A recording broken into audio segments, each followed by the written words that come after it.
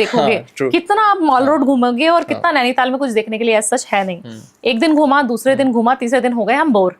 हमने रात को सब लोग ऐसे जैसे चौपाई लगा के बैठ जाते ना, हम लोग अब एक ही रूम में सारे बच्चे सब लोग अच्छे से पार्टी वार्टी कर रहे हैं, डांस हो रहा है, बच्चे एंजॉय कर रहे हैं। हमने प्लानिंग की रात को ही, सुबह गाड़ी उठाते हैं और यहाँ से नीम करोली बाबा चलते हैं। अच्छा, रात को 12 बजे दिमाग में है। रात को 12 बजे कि सुबह 4 बजे उठाते हैं बच्चों को और सुबह उठ के हम नीम करोली बाबा चलते हैं। और नीम करोली बाबा का बुलावा, कहते हैं ना किसी भी जगह की एनर्जी आपको खींचती है। True. कैसे मेरा बर्थडे सेलिब्रेट करने हम नैनीताल जा रहे थे, फन करने के लिए, बच्चों को घुमाने के लिए कि चलो चिल करके आएंगे, पहाड़ों पे जाएंगे, और जनवरी की कड़कती हुई ठंड में हम बच्चों को सुबह 4 बजे उठा के गाड़ी में ऐसे ही डालते हैं ना, जैसे बच्चों को ऐसे डाला हमने और हमने कहा चलो अब चलते हैं नीम करोली बाबा। मैं अपना बर्थडे 16 जनवरी को मॉर्निंग में सुबह 6:30 से 7 बजे कुछ एक आरती होती है, हम वहाँ पे आरती में सम्मिलित हो रहे हैं।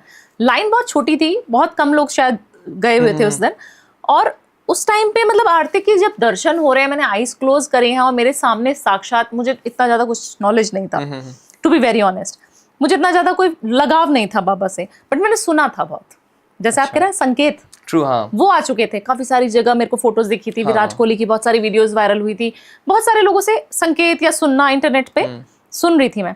और ऐसे बाबा मुझे ब्लेस करेंगे मेरे बर्थडे वाले दिन बिना कुछ मांगे, तो ये मुझे लगता है कहीं ना कहीं कृपा है। और जिनको मैं मानती हूँ, जिनको पूछती हूँ, वो देवों के देव महादेव हैं। और कहा जाता है कि हनुमान जी भी उन्हीं के ही स्वरूप हैं, और बोला जाता है कि नीम करोली बाबा हनुमान जी साक्षात है। तो मुझे हनुमान जी के दर्शन उस दिन हुए जब मैंने आईज क्लोज करी। फिर मुझे फील हुआ कि भावना, तुझे आज अपना बर्थडे यहाँ मनाना था, इसीलिए तूने नैनीताल का बहाना लेके तुझे नीम करोली बाबा आना था। और उस दिन से 2 साल से आप जिंदगी देख रहे हैं मेरी कि कैसी चल रही है। सोचो ना, हमने भी पॉडकास्ट वहां जाके ही हमने अपलोड किया था आपका पॉडकास्ट। और फिर उसके बाद जो वायरल हुआ है वो पॉडकास्ट, रीलें वायरल हुई है, इतने सारे लोगों ने वो पॉडकास्ट देखा, करीब 1.5-2 लाख 3 लाख लोगों ने वो पॉडकास्ट देखा है। सो मेरे लिए भी एक मैजिक मोमेंट था कि बिल्कुल थोड़ा चमत्कार।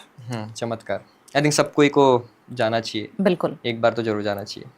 मैम, अब त्योहारों का सीजन चल रहा है, गणेश उत्सव, फिर इसके बाद श्राद्ध शुरू हो जाएंगे, फिर नवरात्रि, फिर इसके बाद दिवाली।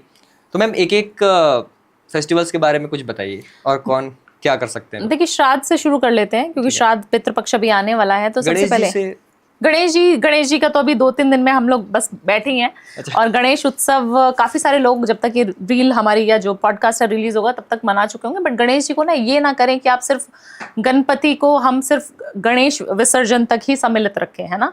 गणेश जी आपके दिल में, आपके व्यापार में हमेशा रहने चाहिए। एक फेस्टिवल गणेश जी का 1 साल का पूरा होना चाहिए। ऐसा नहीं कि आप 10 दिन 11 दिन के गणेश जी को ही पूज रहे हैं। आप अपने घर में गणेश आरती जरूर करनी चाहिए। बच्चों के लिए बहुत अच्छा होता है, जितने लोग बिजनेस में उनके लिए बहुत अच्छा होता है, जितने लोग जॉब में उनके लिए बहुत अच्छा होता है। बहुत सिर्फ किटपिट हो रही है ना, गणेश जी की आराधना शुरू कर दो। और बहुत सिंपल है गणेश जी, बाल स्वरूप में आप गणेश जी को पूजना शुरू कर दो।